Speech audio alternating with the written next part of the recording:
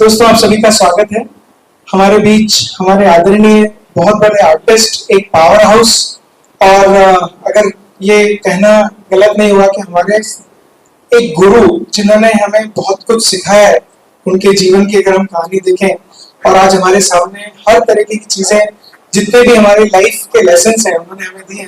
तो एक बार आप डॉक्टर अनिल कपूर के लिए जोरदार एक तालियों से स्वागत करके हम शुरू करते हैं इस काम को। जैसा कि आप सब पत्रकार हैं, मैं आपको ये इन्फॉर्मेशन और एक अच्छी सूचना, अच्छी न्यूज जिसे कह सकते हैं, उसी के लिए हम लोग यहाँ एकत्रित हुए हैं। और वो न्यूज है कि हम भोपाल में, जो अन्नू सर की जन्मभूमि, तो भोपाल में हम 14 फरवरी को अंताक्षरी का भव्य प्रोग्राम लेकर आ रहे हैं। उसके लिए हमने जो 12 और 13 तारीख को ऑडिशन रखे हैं, उन ऑडिशंस के थ्रू हमारे 300 लोगों को हमने बुलाया है। और ईश्वर की कृपा से और अनु जी के इतने प्रभाव से एक ही दिन के अंदर लगभग 8 घंटे में हमारे पास 313 आवेदन आए और हमने उनको सबको एक्सेप्ट किया। 12 और 13 तारीख को उनको शेड्यूलिंग किया है, वो आके अपनी प्रस्तुति और अपना टैलेंट अनु जी के सामने दर्शाएंगे। उनमें से कुछ लोग, लगभग 40 या 50 लोग हम सेलेक्ट करेंगे। फिर फाइनल ऑडिशन के लिए 13 तारीख को उनमें से 24 लोग सेलेक्ट करेंगे, जो 4-4 की टीम में 4-4 लोगों की टीम में 6 टीम के साथ 14 तारीख को परफॉर्म करेंगे। अब आप हैं और अनु सर हैं, तो आप शुरुआत करें सर।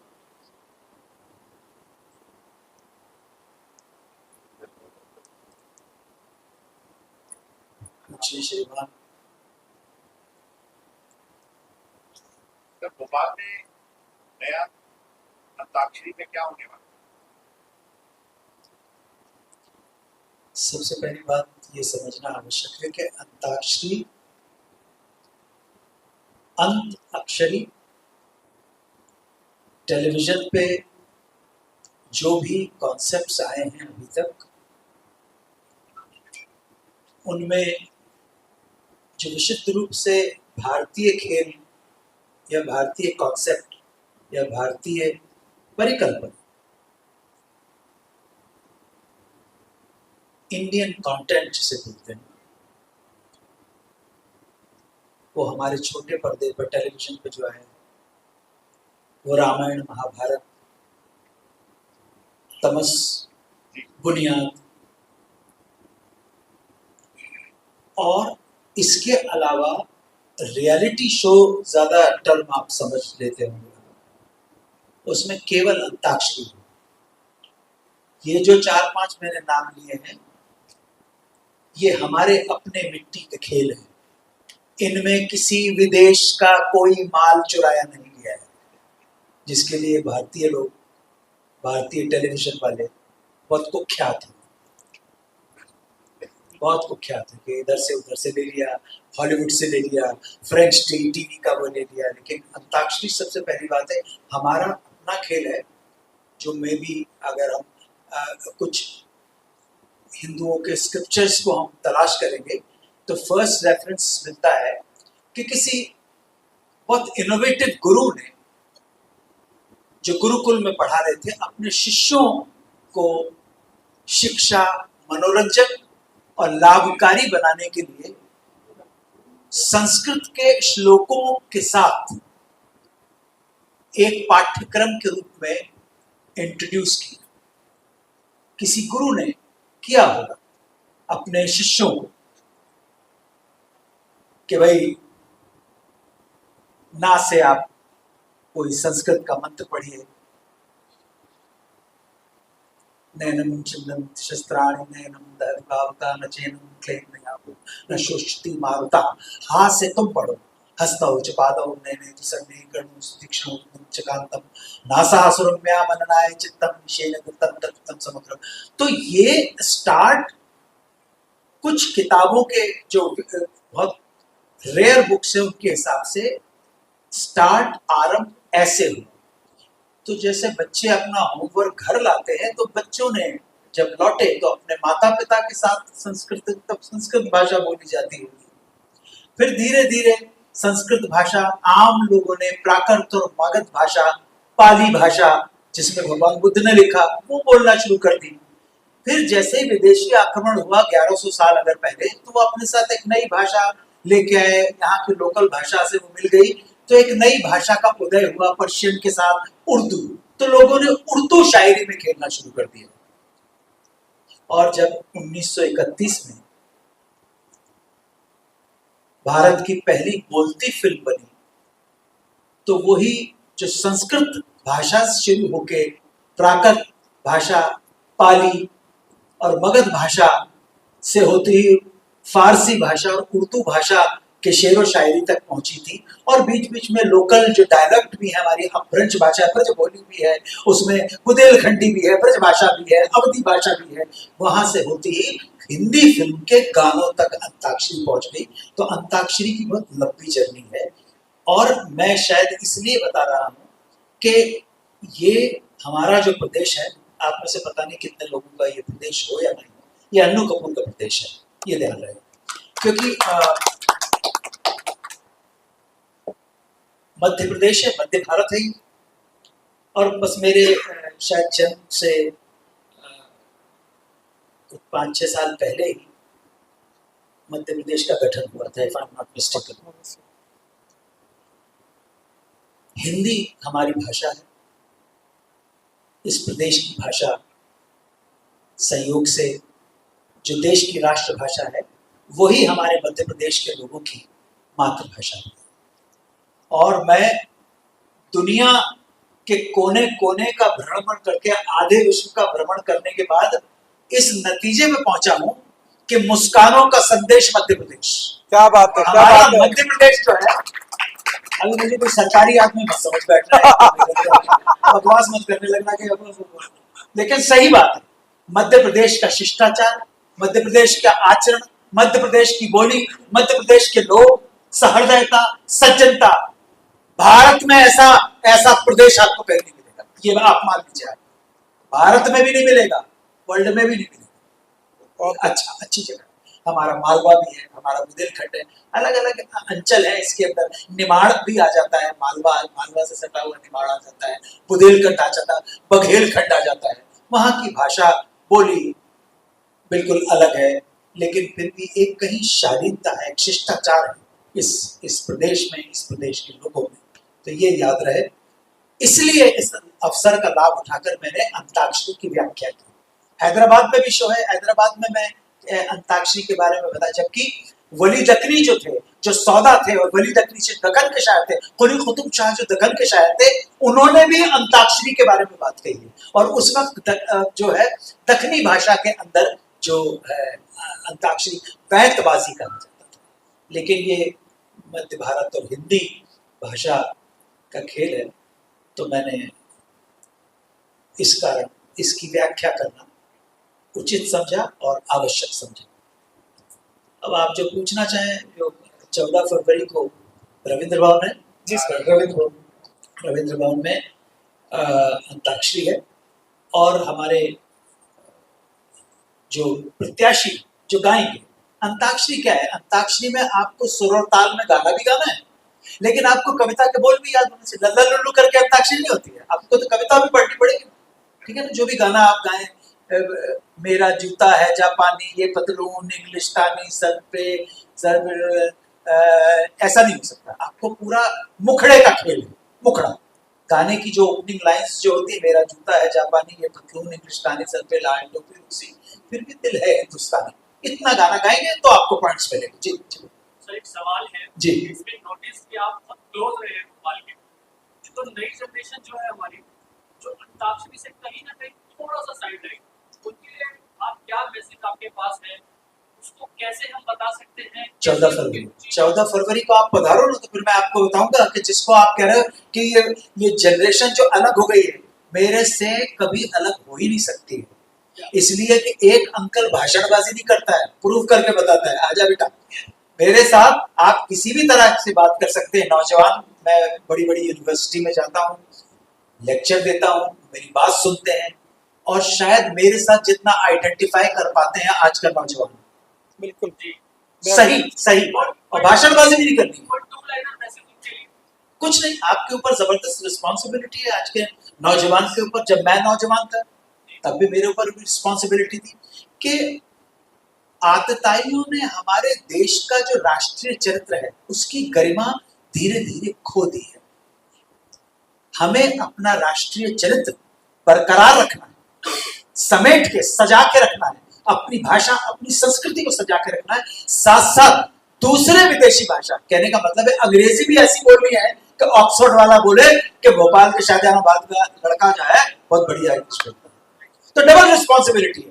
विज्ञान की जो तरक्की हो रही है उसके साथ साथ हमें अपनी संस्कृति अपनी भाषा हमारी जो अपनी है उसको बराबर एक रेल की पटरियों की तरह साथ चलना है। इसलिए हम हमको कहीं ना कहीं जो सभ्यताएं जो संस्कृति है, जैसे अरब की सिविलाइजेशन है, उन्होंने कितना ही अब तरक्की कर ली हो, कितने ही सैंडहर्स्ट मिलिट्री स्कूल में पढ़ ली हो, विस्कॉन्सिन में पढ़ ली हो, हार्वर्ड में पढ़ ली, लेकिन अपना वो जो गंदूरा उन्होंने अपना अरबिक बोलना छोड़ा नहीं। ये बहुत बड़ी मिसाल है। उन्होंने अपना राष्ट्रीय चरित्र पकड़ के रखा है। लेकिन हम इतने सारे बार रौंदे गए हैं, इतनी बार दास और गुलाम बनाए गए हैं कि हमारी निजता जो है, हमारी ओरिजिनलिटी खो गई है। हमें उसको वापस लाना है। बहुत बढ़िया सर, आप कुछ पूछना? सर आप बताया कि कदमों पर है संस्कृति को बचाए रखना और आगे के ले जाना, लेकिन पहले आप अंताक्षरी देखते थे, बचपन बड़े अंताक्षरी देखते होंगे, लेकिन आजकल मनोरंजन के नाम पर वो हटता है। आज एक वीडियो के बारे में पता चला था, वो यंग आपके यंग के कदमों पर है, तो उसको लेके क्या कहेंगे? मनोरंजन के नाम पे क्या भरोसा है, क्या कह रहे हैं? संस्कृति को एक तरह से पटिया बैठ डाल है, उसको लेके आपका क्या? मैं जैसे ही होटल में मैंने प्रवेश किया, वैसे ही आपके कुछ साथियों ने कैमरे के साथ मुझ पे बंदूक तान दी। जिनके हाथ में वस्तुतः बंदूक है वो तो शायद गोली चलाने से फिर भी थोड़ा डरेंगे, क्योंकि उनको ऊपर वाले का ऑर्डर लेना पड़ता है। लेकिन आपके पास जो सक्षमता है प्रजातंत्र ने जो आपको दी है, उसमें आपको किसी से ऑर्डर नहीं लेना पड़ता। इसलिए आप बहुत चतुर चालाक चौकस चमत्कारी और डेंजरस मानो। बिल्कुल सही दोस्तों। तो सबको मैंने कहा, लेकिन आपकी तरफ आ रहा हूं। तो इससे पहले कि मैं आपको बताऊं, और अब तो हमारे प्रेस वाले जान गए कि मैं अन्नू जी ना फिल्म देखते हैं, ना टीवी देखते हैं, ना ओटीटी देखते हैं, ना न्यूज चैनल देखते हैं और ना न्यूज़पेपर पढ़ते हैं। मैं गवार हूं, लेकिन फिर एक गवार को भी अपनी बात रखने का अधिकार इसलिए हो जाता है कि वो गवार अपने देश और समाज के प्रति जो कर्तव्य है उसको पूरी तरह से निभाता है। वो गवार कपूर है, उसने कभी अपनी मर्यादा का कभी लांघा नहीं है। देश और समाज के प्रति उसके जो कर्तव्य हैं उनका पालन पहले किया, अधिकार की बात बाद में की है।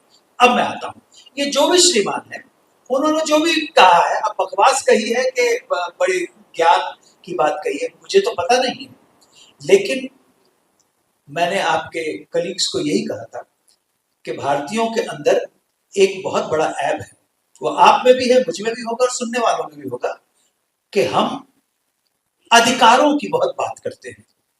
संविधान ने हमें यह अधिकार दिया है, अभिव्यक्ति की स्वतंत्रता का अधिकार है, फ्रीडम ऑफ एक्सप्रेशन है। ये भारतीय लोगों ने कही बात है, फ्रीडम ऑफ एक्सप्रेशन 4 जुलाई 1776 को जब संयुक्त राज्य अमेरिका की स्थापना की गई थी, तो उन्होंने कहा था freedom, equality and pursuit of happiness. तो हमको ये लगा कि हम ये सारी चीजें विदेशों से आई हुई हैं।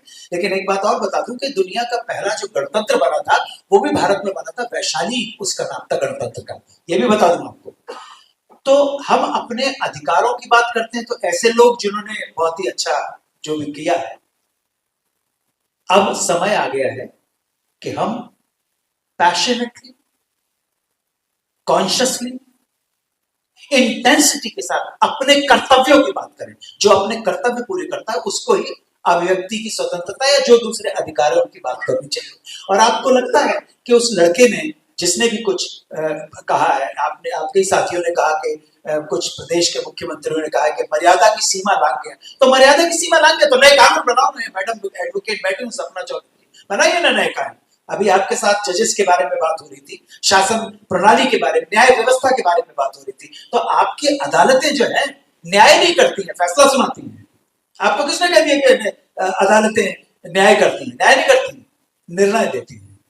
जरूर नहीं कि वो निर्णय समाज और देश के संदर्भ में सही हो, जरूर नहीं है, कुछ भी जरूर नहीं है। सो आप कानून बदलिए, आप दायरा डिसाइड कीजिए, लेकिन हमारे अंदर बगैर प्रजातंत्र को समझे हुए वो प्रजातांत्रिक होने का जो कीड़ा लग गया है, जिसको आप अभी सेक्युलर होने का जो कीड़ा लग गया है ना, उस कीड़े को अच्छी तरह से पहचानिए अपने अंदर, तो आपको पता पड़ेगा। और जो भी आपके भारत की कोई भी बुराई करके चला जाता है, आपके धर्म की कोई भी बुराई करके चला जाता है, क्यों चला जाता है? आप शांति शांति कर क्यों रहे हो? Why you are talking about peace? Peace is only possible when you are capable of extreme violence. ये बहुत बड़ा स्टेटमेंट दे दिया, ये आपके बाबा साहब, आपके बड़े ये जो नेता है, ये नहीं दे पाएंगे। शांति तभी संभव है, सुन लो भाई, जब आप एक्सट्रीम वायलेंस, एक्सट्रीम हिंसा के काबिल हो गए। समझ में आ गया? हाथ में AK-47 होगी ना, 14 AK-47 होगी, तो अपने आप सामने वाले को समझ में आ जाएगा, इससे बात मत कर, शांति की बात कर। समझा? हाथ में लट्ठों का, लेकिन लठ चलाने वाले के पास भी सद्बुद्धि रहे, ऐसा तब ठीक हो जाएगा। हमने अपने अधिकारों का जितना दुरुपयोग किया है, और हमने देश और समाज के प्रति अपने जो कर्तव्य हैं उनका जितना निरादर किया है, भारत से बड़ी मिसाल नहीं मिल सकती। आपको लगता है कि वो दोषी है, तो सुनने वाले भी दोषी है ना भाई, सबसे बड़ी सुनने वाले भी दोषी हैं, बनाने वाले तो दोषी है, सुनने वाले भी दोषी हैं। आप सुन क्यों रहे? मैं तो नहीं सुनता, मैं तो ना अपने कान गंदे करता हूं, ना अपनी आंखें गंदे करता हूं, और ना मेरी वाणी से कोई गंदगी निकली कभी, मतलब मैंने आई एम नॉट बॉदर्ड। जो सुन रहे हैं, हाँ, अमेरिका में एक मुझे मालूम नहीं कि मिसिसिपी का किस्सा जैक्सन विले या कैंटन करके एक शहर था, एग्जैक्टली मुझे जगह पता नहीं है। वहां पे एक मुकदमा आया, एक 12 साल का बच्चा जज साहब की अदालत में लाया गया, उससे पूछा कि तुमने क्या किया है? चोरी की है। तुमने चोरी की? ओके, कितने की चोरी की है? well, $2। क्यों? तुम्हारे घर पे रोटी नहीं थी? I don't have mother father. घर पे रोटी नहीं थी? नहीं, रोटी नहीं थी मेरे घर पे। रिलेटिव रोटी नहीं थी, तुम्हारे पे पैसे भी नहीं है। Do you know what he did? He took out $10, और जितने भी उस अदालत में लोग बैठे हुए थे उनको जुर्माना किया कि तुमको $10 देने पड़ेगा, तुम्हारी वजह से बच्चा भूखा मरता। क्या बात है? हम सब जिम्मेदार हैं सर, अपनी ऊपर जिम्मेदारी लेना सीखो आप देश की। दूसरों के ऊपर उसने किया, उससे थोड़ा होता है। मैं कहने को तो और भी लाउड बात कह सकता हूं, लेकिन लाउड बात मैं इसलिए नहीं कहूंगा कि मैंने वो जो आप जिसकी बात कर रहे हैं, मैंने उसे सुना नहीं कि उसने क्या बोला है, और मैं सुनने में इंटरेस्टेड भी नहीं हूं। छिचोरों की बात ना तो मैं सुनता हूं, ना छिचोरी बात में करता हूं। समझिए आपने? और बिल्कुल मुकदमा कीजिए मैडम, अगर लगता है उसने देश का और धर्म का और समाज का अपमान किया, मुकदमा कीजिए, लाइए भोपाल के शाहजहां के अंदर और दंत बड़े तालाब के अंदर दंत मारे, मच्छी पकड़ने की जगह उसकी पकड़ी, कौन मना कर रहा है आपको? लाइए ना। हाँ, अनु सर ज्ञान की गंगा है, वैसे तो कहा जाता है, कुछ नहीं, एक एनसाइक्लोपीडिया है अपने आप में। और जिस प्रकार से उन्होंने अंताक्षरी का आपको उद्गम बताया, मुझे बहुत सराहनीय था कि कैसे अंताक्षरी हमारे यहाँ से शुरू हुई और कैसे हम, ये दिलों को जोड़ने वाली एक चीज है। पहले हमारे अपने आप से शुरू होती है, फिर हमारे परिवार से शुरू होती है, धीरे धीरे मोहल्ले तक जाती है, फिर सिटी तक जाती है, सिटी के बाद राज्य तक जाती है और फिर नेशनल हो जाती है। ये एक ऐसा माध्यम है अंताक्षरी जो एक जिसको ब्लिसफुल फीलिंग बोल सकते हैं आप, एक आनंदमय चीज है और ये जोड़ने का काम करती है। तो ये कारवां दोस्तों हम लोग आगे बढ़ा रहे हैं। और एक बहुत मैं हृदय से आपसे बात बोलना चाह रहा हूँ, और बहुत अच्छी बात है, आप लोगों को सुनकर बहुत अच्छा लगेगा। अगले साल 20 फरवरी 2026 को अन्नू कपूर फॉर 70 ईयर्स। हमारे अनु कपूर सर 70 साल के हो जाएंगे। तो ये अनु सर की इच्छा थी और मेरी भी इच्छा है कि जो अगला साल 20 फरवरी 2026 को होगा, शायद इतना बड़ा ग्रांड अंताक्षरी उत्सव जहां लाख सवा लाख पब्लिक होगी और अनु जी परफॉर्म कर रहे होंगे, उस दिन अनु जी 70 साल के हो जाएंगे।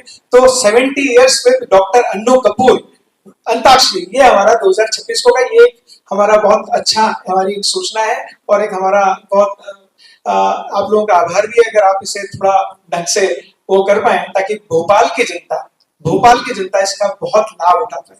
बाकी ये जो अंताक्षरी है 14 फरवरी को जो होने वाली है, मुझे पूरा यकीन है, और यकीन क्या, जिस प्रकार के से भोपाल ने जो रिस्पांस दिया है कि एक ही दिन के अंदर 350 रजिस्ट्रेशन आना और 2 दिन के अंदर पूरे गोल्डन पासेस चले जाना, और जिस प्रकार, हालांकि हमारे पास एक लिमिटेड वेन्यू था जो रविंद्र भवन है, उसकी कैपेसिटी 1800 के आसपास है, बट अब मुझे फीलिंग हो रही है कि काश ये कोई मैं बड़ा वेन्यू लेता जो 5-10 हजार का हो, तो शायद आज पूरा वो भी हो गया होता। तो अब आप लोग जिस प्रकार से भी इस चीज को, ये एक इंटीग्रेशन है, मैं मानता हूं कि राष्ट्र हित में ये कार्यक्रम है।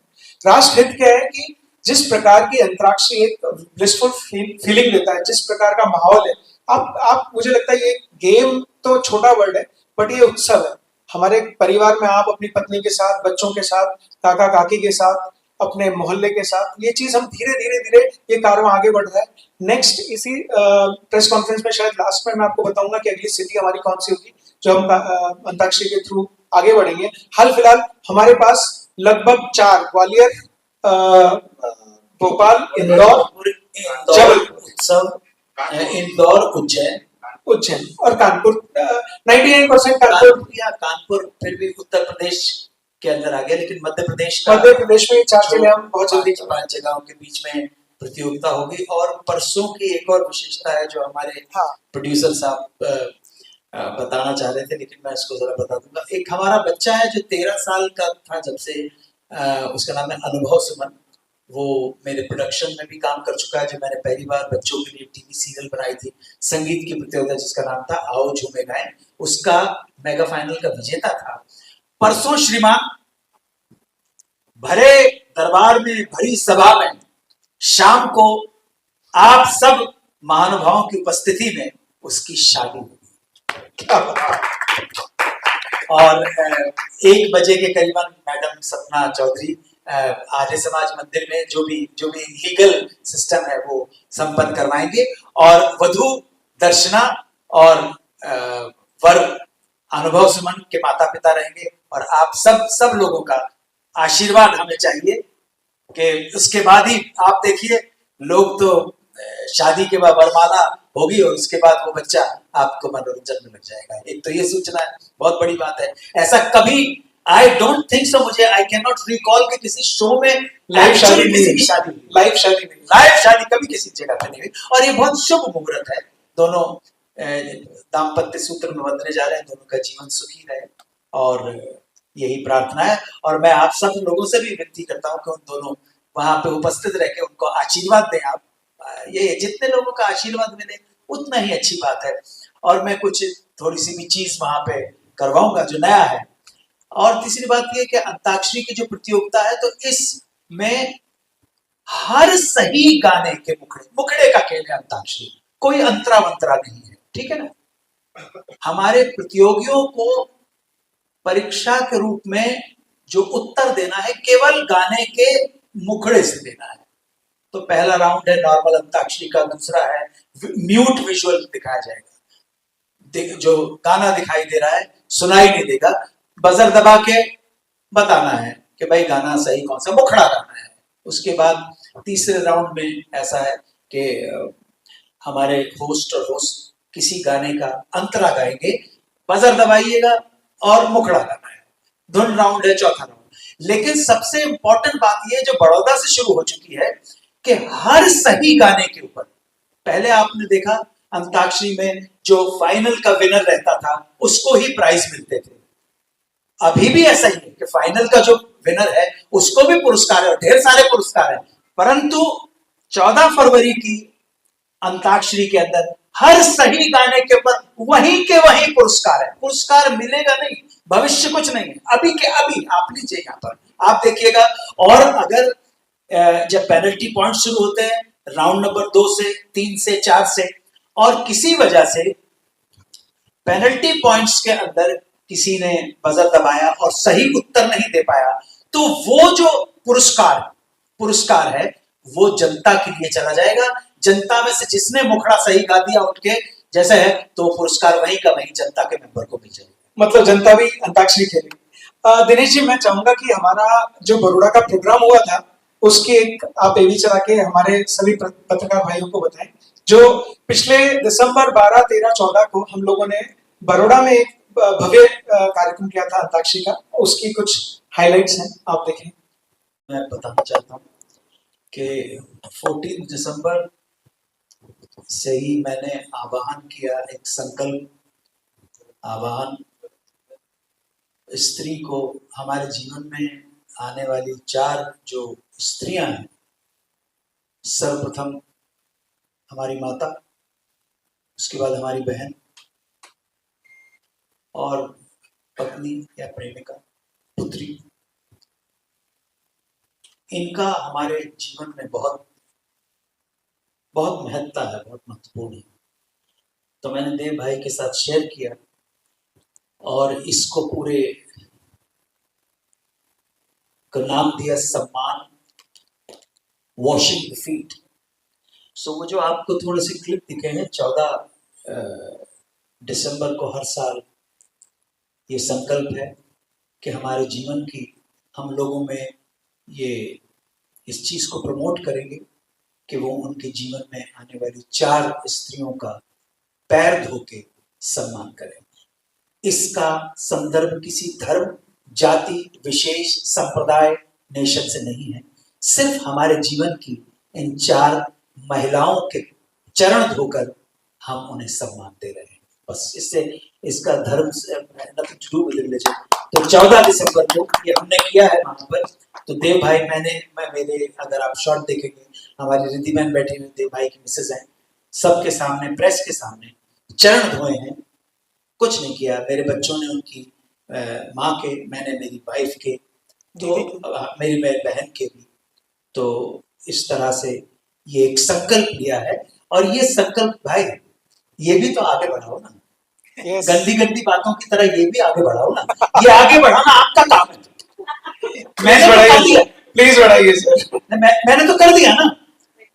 ये जितनी गंदी मतलब बात को जितना नशा है ना, इसको भी जिस दिन नशा बना लोगे उस दिन कल्याण हो जाएगा सर। क्या बात, ये नशा बनना चाहिए। वो क्या हो गया, चिचोरी बात कर दी आपने, क्या बेबी बेबी डॉल, ठीक है ना भाई। कुमार जी, आप IIT होने के बावजूद आप इतना बड़ा काम कर रहे हैं, और सबसे बड़ी बात है ये शो की टिकट बुक माई शो पे नहीं है, उन्होंने खुद का ऐप बनाया है, उस पर ये टिकट मिलेगी। उसके बारे में कुछ बताइए। तो आपने बताया नहीं, टिकट बुक कहाँ से कर सकते हैं? बिल्कुल, थैंक यू सो मच। ये सब जो पावर हाउस है, ये अन्नू सर से हैं, ये मेरे बड़े भाई हैं और इन्हीं के सानिध्य में मैं सब काम करता हूँ। हमारी एप्लीकेशन है स्टूडियो रिफ्यूल, जो फ्यूचर में एक टिकट एप्लीकेशन बनने वाली है। यानी अभी तक आप जो सिनेमा हॉल में 200-250 रुपए का टिकट लेते थे, उसके बाद आप एक कोक लेते थे या कोई बेवरेजेस लेते थे 200 रुपए की, उसके बाद आप फ्रेंच फ्राइज लेते थे या कोई सैंडविच लेते थे या पॉपकॉर्न लेते थे, तो एक आदमी का, व्यूअर का बजट लगभग 600 होता था। तो दोस्तों, लगभग अगस्त, यानी हमारे 15 अगस्त के दिन हम जो ये लॉन्च करने वाले हैं, 199 रुपीज में टिकट मिलेगा आपको। सारी अभी प्रक्रिया चल रही है, लेकिन आप एक टिकट लेंगे जिसमें 199 में, जिसमें आपको टिकट भी मिलेगा, पॉपकॉर्न भी मिलेगी और बेवरेजेस मिलेंगे। और जितने अन्नू सर के शोज हैं, जितने साल भर में हम अगर 8 अंताक्षरी कर रहे हैं, ईश्वर की कृपा रही तो हम 10 भी करेंगे। कोशिश ये रहेगी कि 45 दिन का गैप हमें मिल जाए तो हम तैयारी कर पाए। बाकी ये कारवां जो है अंताक्षरी का, ये ईश्वर की दया से और आप सभी के लोगों से के सहयोग से आगे बढ़ता रहेगा। और इसके सबके टिकट स्टूडियो रिफ्यूल पे मिलेंगे आपको। और ये अभी श्री गणेश अंताक्षरी 2025 भोपाल से ही शुरू हुआ है, इसी अच्छी सिटी और इसी बढ़िया सिटी से शुरू हुआ। मेरा सौभाग्य है कि हम उसी सिटी से इस एप्लीकेशन को टिकट बुक कर पाए जो अन्नू सर की, जहां अन्नू सर का जन्म हुआ। तो मुझे बहुत हर्ष है आपको बताते हुए, और हम फ्यूचर में इसी से ही टिकट बुक करेंगे। QR कोड के थ्रू? हाँ, ये QR कोड आएगा आपको। अखबार में सारी वैसे तो होती है, बाकी स्टूडियो रिव्यू के इंस्टा हैंडल पे सारी चीजें मिलती हैं और वहां से आप वो क्यूआर डाउनलोड करें तो उसमें टिकट्स भी इस तरीके के हैं, जो कुछ पहले जो टिकट्स होते हैं वो गोल्डन टिकट्स होते हैं जो बिल्कुल फ्री ऑफ कॉस्ट होते हैं, उनकी संख्या लगभग 60% होती है, यानी कोई भी हमारा अंताक्षरी का प्रोग्राम रहेगा उसमें 600 लोग बिल्कुल फ्री ऑफ कॉस्ट आ पाएंगे, वो सिर्फ उनको क्लेम करना है गोल्डन पास। बाकी 40% जो है उनमें वीआईपी, वीवीआईपी और प्लेटिनम पासेस होते हैं। जो वीआईपी पासेस है हमारा वो 900 रुपए का होता है, लेकिन हैप्पी आवर्स में वो 450 का मिलता है।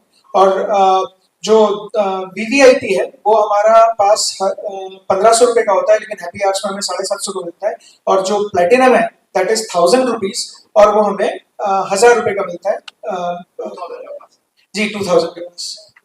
एक बात, दो चीजें और बताना चाहूंगा कि अंताक्षरी का जलवा ये देखिए कि जो टेलीविजन पर आती थी जिसको देख के आपने कहा हम बड़े हुए, सचमुच आप लोग बड़े हुए, आप मुझसे ज्यादा लोग हैं डेफिनेटली, उसको टेलीविजन पे बंद हुए 20 साल हो गए हैं, लेकिन फिर भी ना सिर्फ भोपाल में, विदेशों में भी शोज अंताक्षरी के दीवाने अभी भी हैं। सो फर्स्ट शो संयुक्त राज्य अमेरिका में जो अमेरिका में होने जा रहा है वो राले कैलिफोर्निया में है, और हो सकता है राले कैलिफोर्निया के जो ऑर्गेनाइजर है, ये पूरा इंटरनेशनल हमारे जो जिसे कहते हैं कि क्या प्रमोटर हैं, वो तथास्तु कंपनी है अमेरिकन, उसके मिस्टर जॉर्जी भाला हमारे भाई, वो है अमेरिकन ही है वो।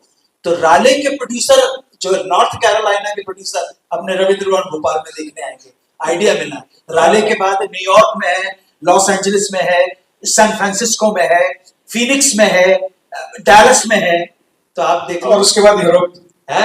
ये अभी तक जारी है सारी की सारी चीजें।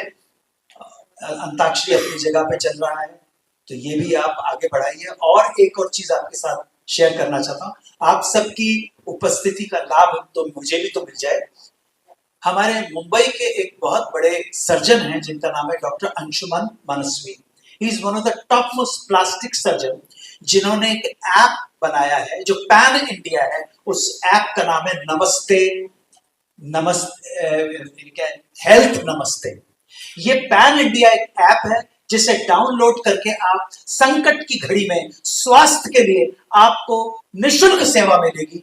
डॉक्टर का पता, डॉक्टर की कंसल्टेशन इमीडिएटली, वीडियो कॉल भी कर सकते हैं। घर में किसी को कोई दुर्घटना हो जाए, इमीडिएटली आपको कैसे करना है, इमीडिएटली पैन इंडिया है भोपाल में भी।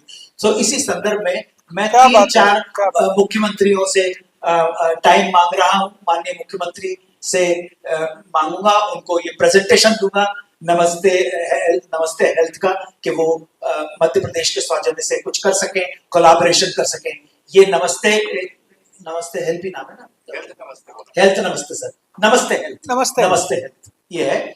और आप इसको डाउनलोड कीजिएगा, आप देखिएगा इसका। हमें जो भी सहायता चाहिए वो हम सरकारों से अनुरोध करेंगे, क्योंकि ताकि पूरे देश के अंदर है, पूरे देश के न जाने कितने हजारों डॉक्टर्स इसके साथ इन्वॉल्व है। हर चीज का इमीडिएटली आपको कंसल्टेशन मिलेगा। आपसे वहां पूछा नहीं जाएगा आप पहले पैसे दीजिए, और करेक्ट कंसल्टेशन आपको मिलेगा, वीडियो कॉल मिलेगी आपको। ये मिलेगा कि सबसे नजदीक एम्बुलेंस कौन सी है, आपको सबसे इस समस्या के लिए, अगर किसी को कोई समस्या आ गई, हार्ट की समस्या आ गई, पेट का दर्द की समस्या आ गई, ऑर्थोपेडिक की समस्या आ गई, किसी और घायल इमरजेंसी की, तो आपको सबसे नजदीक का हॉस्पिटल कौन सा पड़ेगा, वहां के साथ पूरा कोलैबोरेट है। डॉक्टर अंशुमन मनस्वी ने जो काम किया है भाई, इसको भी आगे बढ़ाओ। एक सोशल वेलफेयर में बड़े अच्छे कदम है। ये टुच्चे जो बात कर रहे हैं ना, इनको छोड़ो, इनको हटाओ ना, ये अच्छी चीज है यार। दुख बीमारी सबके घर में लगी रहती है भाई। उस दुख बीमारी के टाइम पर सही राय देने वाला, एक प्रोफेशनल राय देने वाला, भाई कहाँ पे दर्द है सर, मेरे से घुटना जाम हो गया है, तो घुटना जाम में ऐसा तो इंजेक्शन थोड़ा ठोस लेगा भाई। तो सही आपको आदमी वीडियो के ऊपर, ऑडियो के ऊपर बता रहा है, नहीं अभी सिर्फ तुमको ये करना है, अभी एम्बुलेंस आएगी तुमको कहाँ जाना है सर। तो ये, और वो भी निःशुल्क। नमस्ते हेल्थ। आप आइए प्लीज। और कुछ पूछना है तो वो भी पूछ लो भाई।